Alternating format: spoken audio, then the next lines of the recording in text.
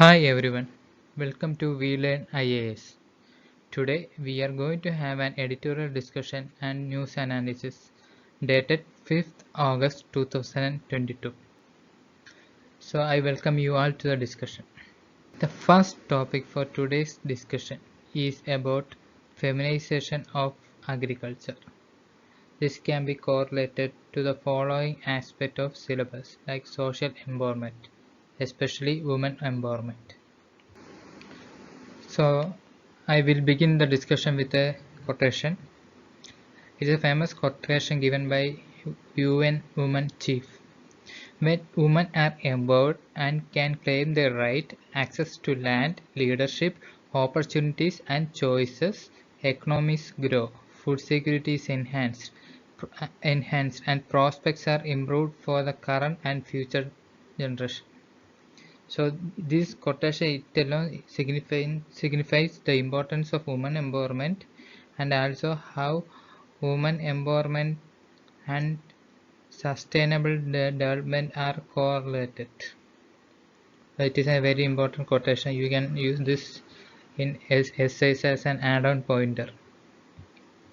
So some statistics about women in agriculture. As per the 2011 census, around 33.7% of rural males migrate for employment and for better economic opportunities. This increased migration of rural men has led to the phenomenon of feminization in agriculture sector, that is the participation of women in agriculture and allied activities. So to address this changing scenario, it is very much essential to keep women at the center of India's policy initiative. So by backing up with this data, you can show how the phenomenon of feminization of agriculture is significant in India's economic landscape. So now let us look into how women play a significant role in India's agriculture sector. So historically, women is involved in labor-intensive agricultural activities. We know that they support the agricultural activities as a means of their livelihood. As a result, they mainly involved in labor-intensive agriculture practices. Apart from that, they are play a good role in biodiversity management, sustainable agriculture through ecological practices such as conserving traditional seeds and applying natural fertilizers using diverse natural resources. That means they play an important role in maintaining sustainability in agriculture system. Especially they play an important role in keeping up with allied sector in agriculture like keeping cattle, dairy, etc. Also, the woman has an age-old knowledge and traditional natural farming practices, which is very much essential for current sustainable agriculture practices. So, this is very much important for sustainable agriculture practices. So, in this aspect, the role of women become more significant. So, now just look into the phenomenon of feminization of agriculture. So what this term feminization of agriculture means? It refers to the increasing participation of women in agriculture. So how it can be interpreted, or how we can interpret that there is an increase in the participation of women in agriculture. It can be mainly identified in the following three aspects. The first one is an increase in the percentage of women who are economically active in agriculture sector, either as self-employed or agriculture wage workers. That means and there is an increase in the percentage of women. That means how much agriculture labor is participating on that, how much increase in the women are there. By looking on that, we can know whether feminization of agriculture phenomenon is happening or not. The second aspect is an increase in the percentage of women in agriculture labor force relative to men, either because of more women are working or because of fewer men are working in agriculture. This is similar to the above also. It gives upon a relative ratio term. That means it relates how much men to how much women.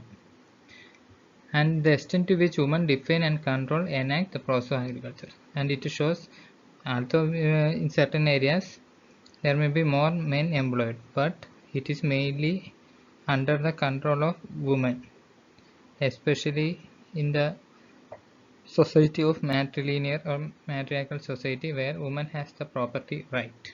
Okay, now let us look into what are the main causes of feminization of agriculture. Okay, the first and primemost cause is that of poverty. We already know that when poverty hits a family, surely the whole family become a labor force in order to uplift from the poverty.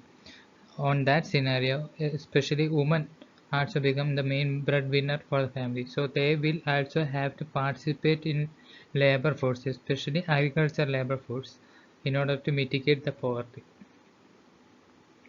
And the second major cause is that of agriculture distress and shift of men to casual work. That means in our country, this agriculture is mainly a seasonal phenomena, and also it depends upon the vagaries of the climate. So whenever there is a change in climate or there is a distress in agriculture climate, there won't be much profit from this sector. So men usually go out to find other casual work. During that time, the whole burden of the agriculture falls into the head of the female. Thus, it leads to the phenomenon of feminization of agriculture and migration to migration to urban areas. You know that urban areas is a main pull factor that attracts labor force from the rural area. That means because of that increased earning and good lifestyle, the men are usually pushed to migrate to urban areas from rural area. As a result of which, the agriculture job in the rural area falls in the head of women. It is pointed out in Economic Survey 2017-18 that growing rural to urban migration by women has been the feminization factor for agriculture sector. Other important factor is that of mechanization of agriculture. With increased mechanization in agriculture, men moved to other non-farm activities. That means with increased use of mechanization, that masculine job was not that much required. So men gradually shifted to other non-farm activities. At the same time, the agriculture and other allied sector activities like rearing livestock, etc., fall into the hand of women. This also leads to phenomenon of feminization of agriculture. The other factor is that of mobility. The upward mobility of women for employment is restricted and further constrained by gender wage differential. This is a main social constraint where there is a huge wage differential in the non-agricultural jobs. As a result, the upward mobility of women is restricted. According to census, about 33.7% rural males migrate for the reason for employment and better economic opportunities. However, the females portion is very less, that is around 3.6%. Okay, now let us look into what are the main issues associated with feminization of agriculture. First and foremost factor is lack of access to land. You know that land is a main factor of production. So a lack of access to land is restricting a good agriculture outcome. As per Agriculture Census 2015-16, out of 146 million operation holding, the personal shareholding of female is only 13.87%. The other factor is access to credit. And this mainly leads to the ownership of women in land and other agricultural activities. But the lack of ownership of land does not allow women farmers to approach bank for institutional loan. The other factor is access to agriculture input. Mainly agriculture input like irrigation, seeds, and other technological aspect is mainly not that much reachable to the woman. This is also the main hindrance. And the factor of access to technology. With increasing mechanization, more and more technological diffusion has come into the sector of agriculture. But At this stage also the woman is denied much access to the technology, access to education, training and extension services. This is an important factor especially for research and development in this field. So more and more education training must be given in order to reap more benefit from this agriculture sector. Manage in different role. You know that our society is mainly a patriarchal setup. So women had to do many roles within the family when considered to male. So they have a different roles to play in at the same type of managing the agriculture sector also, like fulfilling domestic obligations of cooking, child rearing, water collection, etc. Wage. Despite more work for longer hours, there is huge wage differential for both men and women. This leads to low female workforce participation in agriculture sector. Other important constraining factors that of marketing. Although there are very good output from women in agriculture, they are not properly marketed. There is less price discovery for the products that women have from the agriculture sector when compared to their male counterpart, especially in the role of middlemen come into the picture. Other important factor is that of feminization of poverty. This is another important factor. This is mainly because the lack of viable livelihood alternatives. So, due to this, women are mainly forced to take farm activities. As a result of this feminization of agriculture is actually nothing but another manifestation of feminization of poverty. And next is violence. Violence and sexual harassment at workplace is a major issue. You know that in India, this workplace sexual harassment issue is very much in limelight, especially Supreme Court guidelines and Vishaka guidelines are there to handle this. So this is a main constraining factor for women to excel in the agriculture sector. Other is health and occupational hazard that usually women face because women faces this hazard due to lack of training, lack of protective gears, etc. So on this background, let us look into a case study of Andhra Pradesh. What did Andhra Pradesh did? Andhra Pradesh, there was a program called Andhra Pradesh Community Managed Natural Farming System. So what did that? Women are likely to adopt natural farming system, and they led to more mobilization, social mobilization of women, and a collective action is given, and a community marketing is also carried out. This helped in progressing or empowering more self-help group in Andhra Pradesh. Thus, it is based on the premise that women mostly cook for their families and they understand the importance of natural products. So this was a huge success in Andhra Pradesh with more women empowerment on the card. So the author is saying that we must replicate this in national level in order to empower women farmers. So what are the government efforts that taken so far in order to improve the condition of women in agriculture? First and foremost is budget allocation. About 30% budget is allocated for women beneficiaries. And also women-centric activities are carried out in many of the programs. We already know that there is separate gender budget also. So women is always highlighted in every aspect. Moreover, government is trying to empower women self-help groups so that it will help in economic empowerment of women at the grassroots in a collective way.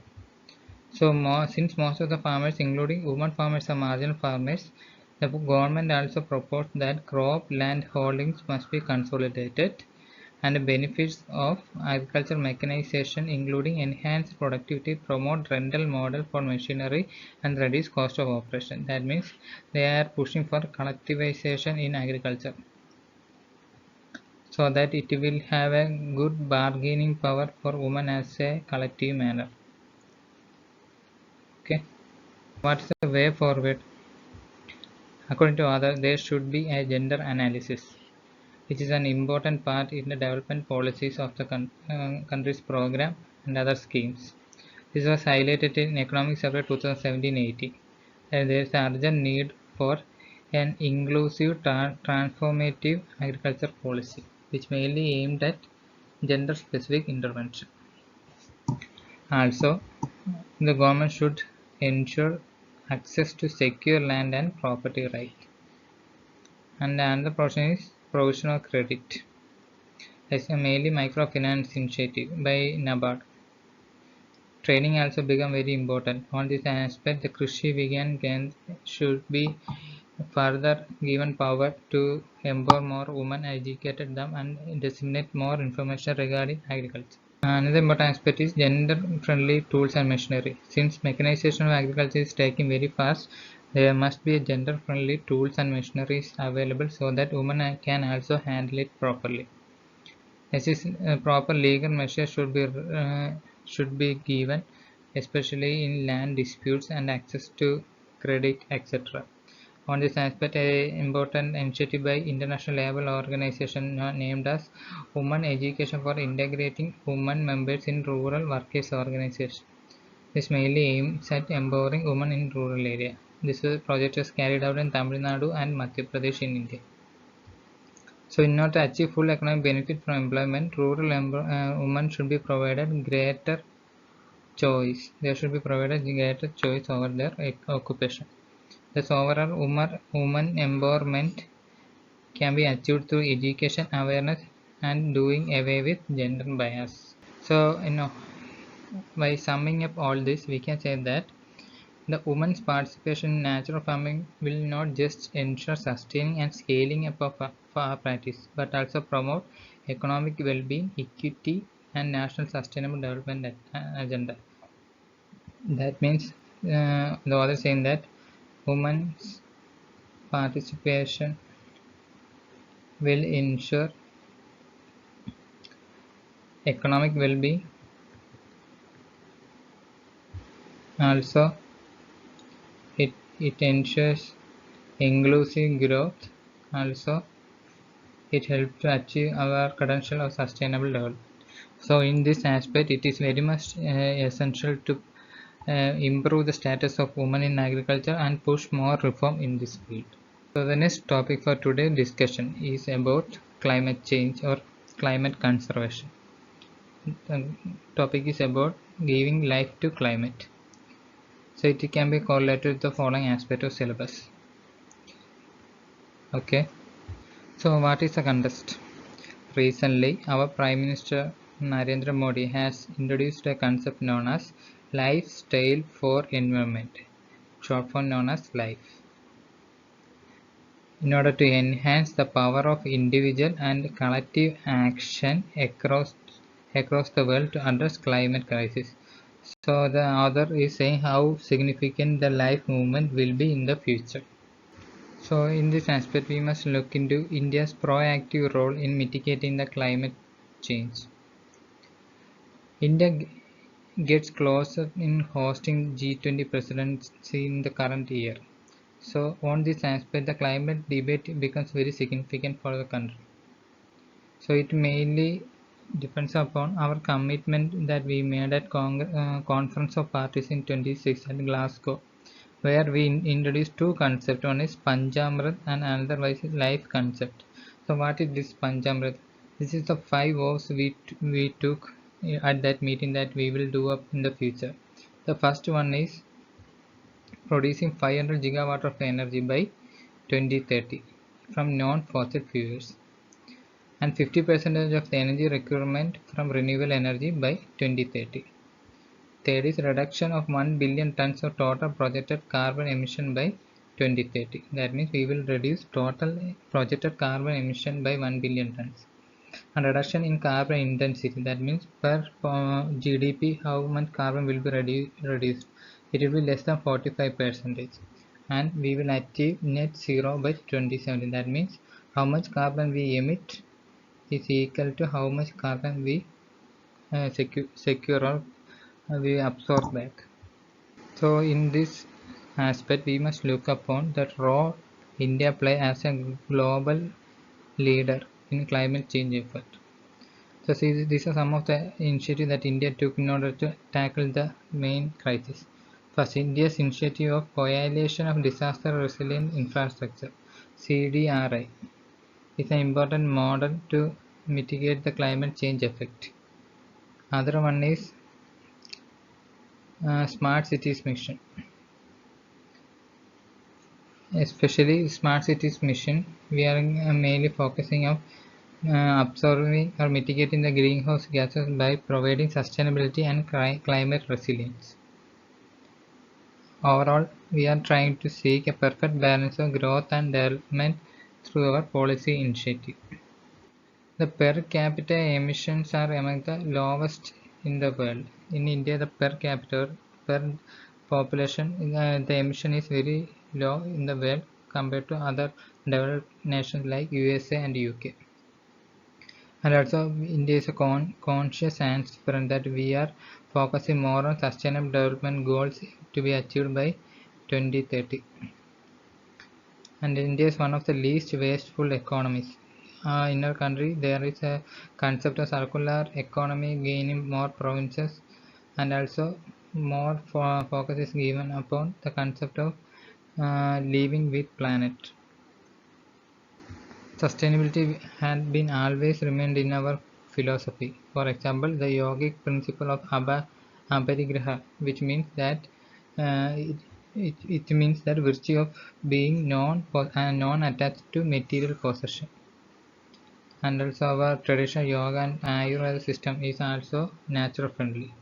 Several other programs the government is undertaking like National Action Plan on Climate Change, International Solar Alliance's e-mobility scheme like FAME, Ujala scheme, etc. Also, India has emerged as a global leader in renewable energy. For example, our National Electricity Plan adopted in 2018. It is on the track of achieving 2 degrees Celsius compatible as related to Paris Agreement. Further, India's INDC, that is naturally determined contribution, is about 40% of non-fossil based power capacity. Recently, India banned the complete use of single-use plastic. So these shows how important the Indian government is giving to the environment and biodiversity conservation along with mitigating the climate risk.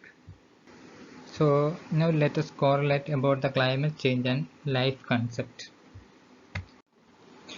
So over the past 2 decades, there has been so many initiatives carried out in order to mitigate the climate change crisis. Okay, and the majority of these activities that were carried out to mitigate this climate change crisis was on collective action. So little was focused at the individual level, or focusing upon the behavioral aspect of individual. So on this background, the concept of life becomes important. It is clearly mentioned by United Nations Environment Programme that if 1 billion people out of the global population of close to 8 billion adopt eco-friendly behaviors in their daily lives, the global carbon emission could drop up to approximately 20%. So it is saying that at an individual level, if focus is given, it can lead to huge reduction in the global carbon emission. So individual behavior is given more significance in this concept. So there is an urgent need for individuals to transcend the geographical, social and economic boundaries in order to mitigate the climate crisis. So in this aspect, the India suggested model of lifestyle for environment movement or life movement gaining more significance at the global platform. So what are the main aspect or main tipping points on which the life movement can reduce the climate change crisis? First and foremost, by focusing upon consume responsibly. That means it mainly focus upon the aspect of sustainable living and comfortable living, mainly depending upon environment climate friendly behavior necessary for the lifestyle. An example from India's aspect is that of our collective movement like Swachh Bharat mission, where at the individual level more focus is given to cleanliness. which in turn have a more collective impact upon the society. Another one is produce responsibly. This aspect of produce responsibly reflect on our market behavior. We already know that what our society is the reflection of the market. Similarly, what the market is a reflection of our society. So a consumer-friendly, sustainable production, especially green supply chain should be used, and the concept of circular economy can be used at this aspect. Thus, the life concept is a trigger to boost sustainability in the market, which mainly boosting upon green industries, especially textiles and other industrial aspects. Another concept is about live responsibly. This concept becomes more important in the current scenario of COVID-19 pandemic. We know that there are several concepts that is gaining momentum right at the moment, like One Health approach, where we are taking health as a continuum along with other environmental or biodiversity aspect. On this background, the much of the technological progress at the global society should remain in tandem with the environment. So the life movement play a pivotal role, not merely reversing the effect of climate change, but also mainstreaming a harmful, mindful way of living. Especially our practices like yoga, naturopathy, etc. is an important factor for having a responsibility in our life. So on summing up, the world moves in fits and starts towards shared commitment to achieve climate goals. So on this aspect, the Indian-led life movement and main becomes significant. So it is very much essential to mainstream this narrative to the climate narrative. So life movement could arguably become very heart of that model where sustainability becomes an important or core aspect of development in policy making. So this concept of life is going to be a surely important concept in the climate mitigation in the coming future. So this is all for today's discussion. Hopefully I think you like this discussion. Kindly subscribe to the channel for the future updates. Thank you.